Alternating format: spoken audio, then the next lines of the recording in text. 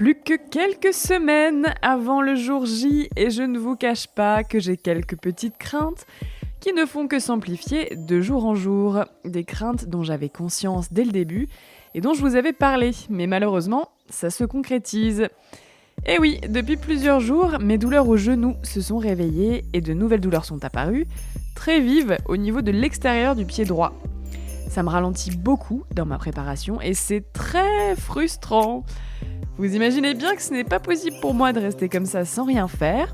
Donc j'ai décidé d'aller voir Andy, mon kinésithérapeute depuis 1 an et demi. C'est lui qui s'est occupé de mon genou après mon opération des ligaments croisés. Et en tant qu'ancien sportif de haut niveau, il connaît très bien les douleurs liées à la pratique sportive et pourra sûrement m'expliquer à quoi elles sont dues et comment les traiter. J'ai pris rendez-vous dans son cabinet parisien et il n'y a plus qu'à croiser les doigts pour moi. J'espère qu'il n'y a rien de grave.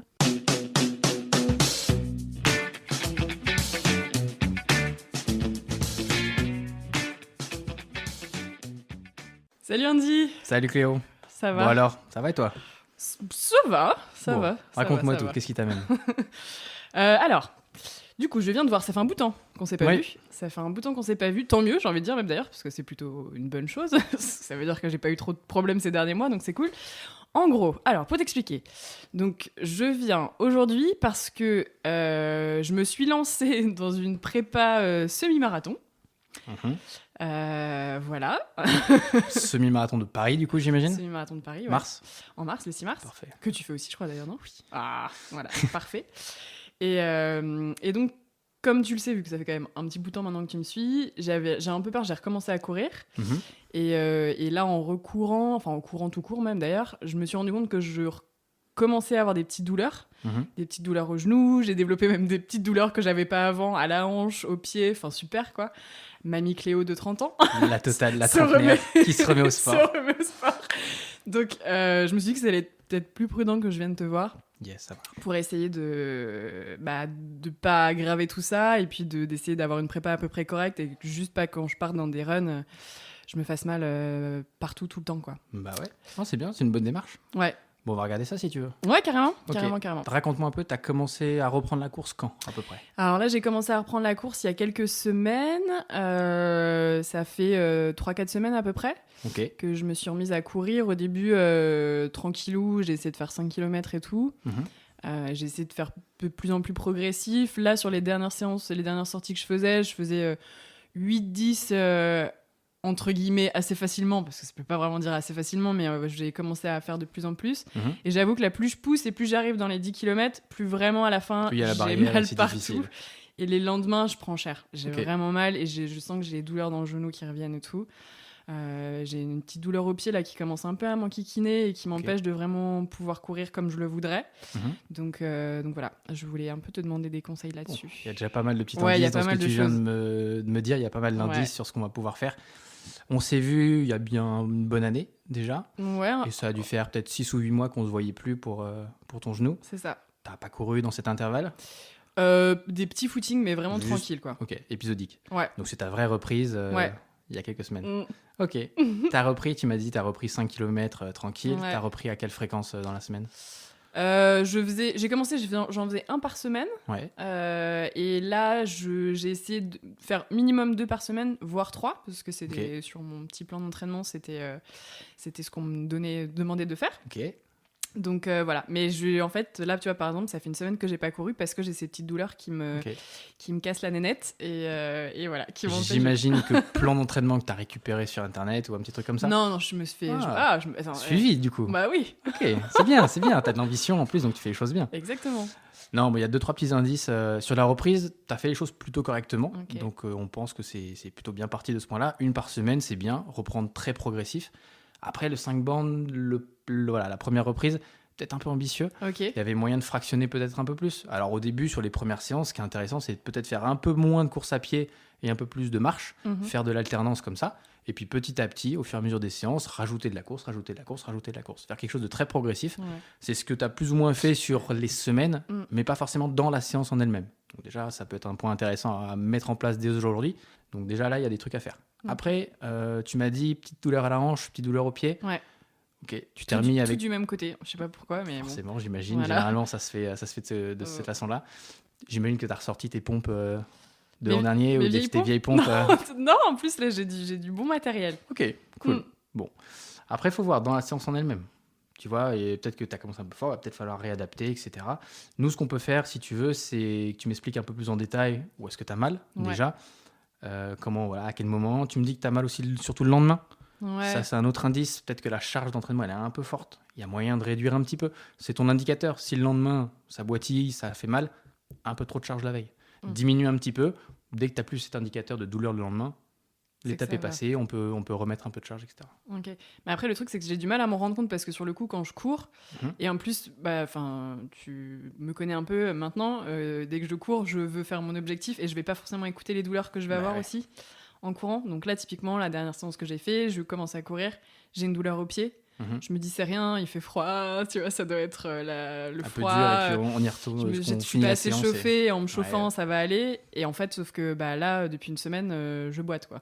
Ouais. Donc, Après, sur ce genre de problématique, dès que ça arrive, c'est cool que tu sois venu, on va pouvoir faire le bilan, on va regarder un peu plus en détail. Moi, je vais regarder un peu plus en détail ce qu'il y a, s'il y a des tests intéressants à faire, s'il y a des choses intéressantes à voir. Là, je pourrais aller venir un peu plus en profondeur et voir si je peux mettre en place un traitement, etc. On verra ça ensemble. Après, pour ceux qui font la reprise de cours, je vais prendre un point de vue un peu plus général. Quand il y a ce genre de douleur qui apparaît, c'est synonyme d'excès de charge. Donc voilà, il faut redescendre d'un cran. C'est frustrant parfois, parce que la reprise se fait trop lente pour certains ou pour certaines. Donc voilà, faut mettre son ego de côté, se dire on repart d'un peu plus bas, on prend son temps. On en fait peut-être un peu moins dans la séance, mais si on se sent bien le lendemain, on remet une séance en fin de semaine sur la même base. Et puis si on voit que la deuxième séance s'est bien passée, là on remet de la charge, etc. Tout est une question d'adaptation de la charge, tout est une question de progression. Si tu t'es tapé des douleurs sur 2 semaines de reprise, c'est pas bon signe. Enfin, c'est pas assez que j'ai... un peu trop de charge. Ok. C'est dommage, c'est pas grave, hein. Il faut juste redescendre d'un cran, et puis on repart tranquillement, il te reste 6 semaines, donc il y aura largement le temps de revenir. Donc ça va le faire. Ouais. Et comment je peux faire du coup? Parce que je veux dire, si ces douleurs, elles s'en vont pas, ou pour essayer de les atténuer, pour essayer de pas être complètement en 12 quand j'arrive le 6 mars, le jour de la course, tu vois, pour éviter tout ça, enlever les douleurs, les lendemains, quand je te disais justement, quand j'ai des... Qu'est-ce que je peux faire? Est-ce qu'il y a des moyens si vraiment je vois que ça continue, en fait? Tu peux déjà voir peut-être juste sur l'antalgique pur, tu as un peu de glace à mettre, ça peut toujours faire du bien, juste sur le moment, sur l'endroit, le genou, la hanche peut-être un peu moins, mais au moins le genou, la cheville, il y a moyen de mettre un peu de glace histoire de calmer, c'est le premier truc que tu peux faire. Après, il n'y a pas grand-chose à faire, malheureusement. Tout est réadaptation de charge. Il faut repartir d'un cran en dessous et remonter tranquillement. Il n'y a pas de secret, malheureusement. Tout ce qui est étirement, pourquoi pas, si ça te fait du bien, c'est plus du test et tu vois ce que ça donne. Si tu sens que ça a un effet un peu bénéfique pour toi, fonce, on les prend, on les fait, il n'y a pas de problème. Il n'y a pas de règle stricte là-dessus. En tout cas, nous, on ne nous le dit pas clairement dans la littérature. Donc voilà, prends ça avec des pincettes, fais comme tu le sens. Si tu vois que ça te fait du bien, feu. Après, tu peux faire aussi un peu plus d'échauffement. Ça peut être un autre point de travail.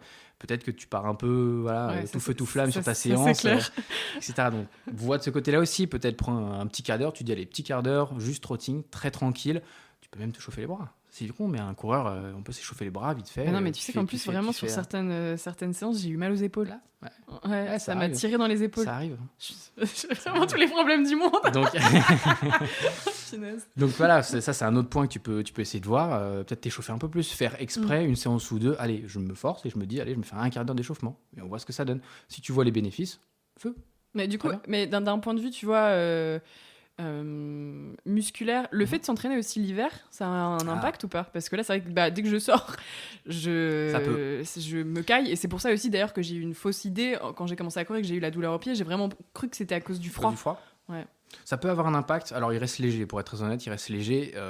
Si tu me dis pas que tu cours en short t-shirt en plein mois de janvier, normalement, si t'es couvert, il y aura pas tant d'impact que ça. Donc de ce côté-là, tu es soit assez sereine, c'est pas ça qui va te changer ta façon de ressentir l'entraînement ou ta façon de ressentir l'effort.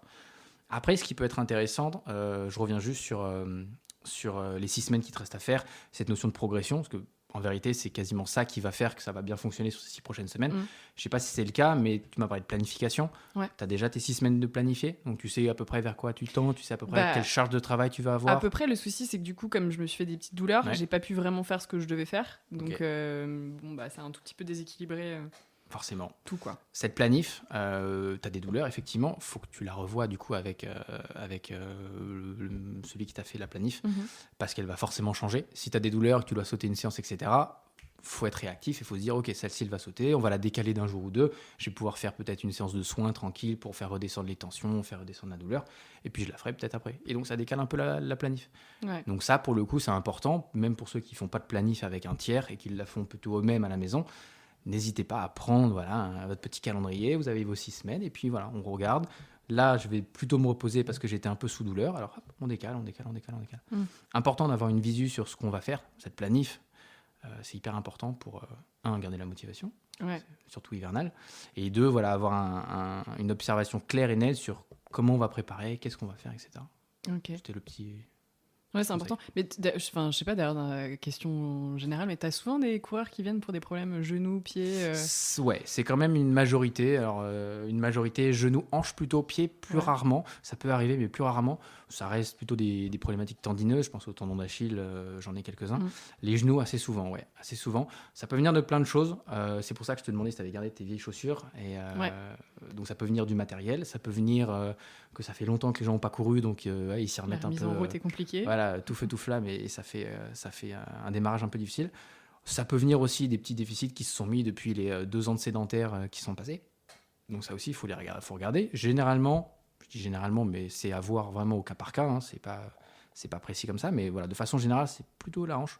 Les problèmes de hanche qui vont venir influencer sur les problèmes de genoux. D'où l'intérêt de faire des bilans. Et c'est ce qu'on va faire, par exemple, nous, aujourd'hui, et pour les prochaines 6 semaines, on va se faire un petit bilan, voir comment tu es, comment tu te sens, etc. Et puis partant de là, j'aurai déjà des pistes beaucoup plus précises à te donner. Voilà. Ouais, c'est ça qui est important en fait. S'il y a des douleurs, c'est directement aller voir soit son médecin, soit son kiné pour essayer d'identifier les douleurs, quoi. C'est ça. Il y a 2 possibilités. Soit vous avez une bonne entente et on passe directement par le kiné, on fait ça un peu de façon informelle, mais dès lors qu'on veut faire un vrai protocole, il faut une petite ordonnance, donc on passe chez le médecin. Et si tu as un bon rapport avec ton médecin et qu'il est à côté de chez toi, va le faire un petit ordonnance tout de suite, comme ça au moins tu es carré avec ton kiné, et puis on y va et on va bosser. Mais très clairement, quand tu as des problématiques comme ça, professionnel de santé, ça va te faire du bien. 1, il va te rassurer. 2, il va pouvoir t'aider, te faire un petit plan de traitement. Et puis, vous allez pouvoir continuer ensemble jusqu'au bout. Ouais. Et c'est important de prendre en compte ces douleurs, on est d'accord. Oui. Les douleurs sont des signaux, donc si on les écoute, c'est toujours mieux. Après, on peut faire la tête de fer et puis passer outre. Ouais, mais ça va ça pas être finit positif. rarement bien. Tu peux y aller au mental et faire tes 6 semaines avec ta douleur et puis faire ton semi. Tu vas détester l'expérience et tu vas serrer les dents jusqu'au bout si jamais tu le finis. Donc tu vas pas apprécier l'expérience et c'est dommage. Donc c'est bien de les prendre en compte, absolument. Et voilà, de faire les choses bien, d'aller voir son professionnel de santé. Et voilà, j'insiste là-dessus parce que c'est hyper important, mais le bilan, c'est la clé. Un mec ou une nana qui va te faire un vrai bilan. Alors, ça peut être kiné, ça peut être posturo, ça peut être podologue, ça peut être plein de choses s'il y a des soucis bien précis. Kiné, c'est plutôt sympa. Un vrai bilan. Et là, partant de ce bilan, on va pouvoir faire des choses. On va pouvoir t'aider, etc. Mais d'ailleurs, question bête, mais est-ce que quand même, même si c'est des toutes petites douleurs, on peut quand même courir? C'est-à-dire que là, par exemple, mon genou, j'ai une petite douleur de toute façon qui est latente parce que il est un peu problématique depuis des années et que de toute façon cette douleur gelée, ça ne m'empêche pas non plus de... Est-ce qu'il faut se dire j'ai une petite douleur donc vraiment j'arrête tout ou on peut quand même adapter les séances? On pourra toujours adapter. L'adaptation, c'est le maître mot. Je t'en parle depuis longtemps maintenant qu'on se connaît avec le genou, mais on peut toujours faire toutes les activités, peu importe le patient, peu importe la personne, sa condition, etc. Il faut juste s'adapter. Il faut juste prendre en compte son patient, comment il va faire sa pratique, depuis quand il l'a fait, comment il l'a fait, etc. Les antécédents, naturellement. Et on adapte. Et on change, on voit, on change la charge, on change la fréquence, on change le matériel s'il faut. Tous ces facteurs-là sont vraiment importants et il faut les prendre en compte. Mais très clairement, j'encourage les gens à faire l'activité qui leur plaît. J'encourage les gens à aller courir. Même ceux qui pensent que c'est pas fait pour eux, même ceux qui pensent que les genoux sont trop rouillés ou X raison. Non, il faut y aller tout doucement au début, mais en adaptant et en y allant de façon très progressive, on arrive. Encore une fois, s'il y a un peu d'appréhension, si on a un peu peur de se faire mal, parce qu'il y a des antécédents et parce que d'expérience, vous avez déjà eu des douleurs, rapprochez-vous d'un professionnel de santé, on fait ça calmement, un bon bilan, 2-3 facteurs un peu qui changent et ça peut le faire. Est-ce qu'il y a une possibilité aussi, par exemple, quand vraiment, là tu vois, typiquement quand j'avais mal au pied, j'ai pas pu courir là, pendant une semaine, donc j'ai arrêté complètement de faire du sport. ce qui est pas bien du tout parce que du coup, j'ai arrêté complètement l'effort physique pendant une semaine. Est-ce qu'il y a moyen aussi de pallier à ça avec d'autres sports peut-être ou d'autres... On peut faire ça, ouais, absolument. Sur des activités comme ça, quand tu as une vraie problématique qui t'empêche clairement de faire ton activité et que tu as un objectif à court terme et qu'il faut faire autre chose, tu peux transférer et faire autre chose. Alors toi, en l'occurrence, c'était, j'imagine, plus l'impact que tu avais quand tu courais, du pied sur le sol, sur les foulées, etc. Il y avait peut-être moyen de faire une autre activité, que ce soit en salle de muscu, que ce soit chez toi, etc. Garder cette forme physique, peut-être travailler toute la chaîne musculaire, les fessiers, les quadris, en squat, et j'en passe et des meilleurs. Il y avait peut-être pas mal de choses à faire de ce côté-là. Et puis tu peux faire du cardio, tu peux faire du vélo, monter sur un vélo et on envoie le cardio. Donc il y a plein de façons de le faire. Quand tu as un objectif à court terme, d'où la nécessité de faire une planification, tout de suite on peut adapter. On peut enlever les 2 courses parce qu'on n'est pas du tout dans le délire et parce qu'on a les genoux qui grincent. Hop, on met une séance de vélo, une séance de muscu. On est serein, on est content d'avoir fait ce petit changement. On est toujours dans la dynamique et on arrivera à se remettre en selle en courant. Et on perd pas aussi. Et on perd pas tant que ça, on reste dans le mood, on arrive à continuer d'être motivé jusqu'à la course. Et là, peut-être quelques petits conseils un peu plus précis par rapport à mon genou ou pas. C'est difficile. Faut qu'on fasse le bilan, Cléo. Faut qu'on fasse le bilan, faut qu'on se pose et qu'on regarde, on fasse quelques tests. Et effectivement, là, j'aurais plus de conseils à te donner. Parce que c'est trop large, sinon. Bien sûr. Si je te dis que t'as mal au genou et que je te donne un conseil et qu'on le refait et que c'est pas du tout ça... Bilan super important. Et oui, j'en aurais plein des conseils à te donner. J'en aurais plein. Et on les mettra en application. Mais il faut qu'on prenne le temps de faire le bilan et... on va faire un autre podcast si tu veux. c'est le mot d'ordre, quoi. En gros, c'est le mot d'ordre. C'est s'adapter aux besoins de chacun et en fonction des douleurs et les professionnels de santé finalement pour nous donner des vrais. L'idée principale, si tu veux retenir, c'est quels facteurs on peut changer, quels facteurs sur lesquels quel levier on peut utiliser pour essayer d'adapter. Tu as la charge en elle-même, la durée de ta séance, le temps de course à pied. Tu as ta fréquence, parce que je cours 4 fois par semaine, peut-être un peu beaucoup, il y a peut-être moyen de faire que 2 et que la semaine d'après j'en fasse 3, etc. Tu as le matériel. Est-ce que parce que mon cousin qui court 3 minutes au kilomètre, il a des minimalistes de 1 mm, j'ai pris la même chose, mais bon, j'ai un peu mal au tibia. Bah oui, forcément. Donc ça, il y a peut-être moyen de changer. Dans l'idée générale, on va pas aux extrêmes. C'est-à-dire que si on vous propose une minimaliste, donc tout petit à 1 mm, ou alors une maximaliste, un truc qui fait 10 cm de haut, et vous n'avez jamais couru, il y a de grandes chances que ça ne fonctionne pas. Si vous voulez, de manière générale, partez plutôt sur de l'équipement assez au milieu, quelque chose qui est ni trop haut ni trop bas, ni minimaliste ni maximaliste. Et puis voilà, il y a toujours moyen après d'adapter en fonction quand vous avez un peu plus de bagages en course à pied. Donc on peut jouer là-dessus, on peut jouer sur tous ces leviers. Donc c'est important de les connaître et puis d'en parler, professionnel de santé, bilan. Yes. Et on est bon. Ok, cool. Bon, bah écoute, on va voir ça du coup. Bah oui. Et puis, enlève tes chaussures. Et puis j'espère que je vais réussir à courir surtout, parce que c'est quand même un peu le but. Absolument. Et que toutes ces petites douleurs ne vont pas m'empêcher d'atteindre mon but final. Tu y arriveras. À 30 ans, tu feras ton semi-marathon. Ouais, c'est l'objectif de l'année. Merci. Avec plaisir. Moi qui pensais passer entre les mailles du filet des douleurs ou blessures en reprenant progressivement la course à pied, eh bien je m'étais bien trompée. La reprise d'une activité physique peut réserver beaucoup de surprises et pas toujours des bonnes. C'est comme moi, vous avez des douleurs qui vous gênent ou vous empêchent de pratiquer dans de bonnes conditions, n'hésitez pas à aller voir rapidement votre médecin ou votre kinésithérapeute qui pourra identifier le problème et vous conseiller. Pour ma part, je vais devoir aller faire un petit tour chez le radiologue pour mon pied qui a l'air plutôt préoccupant. 30 ans et déjà si fragile. Bon, j'espère que c'est rien de trop grave. Retrouvez-moi la semaine prochaine pour la suite de mes aventures et n'hésitez pas à vous abonner au podcast Objectif Semi pour être sûr de ne rien rater. À très vite.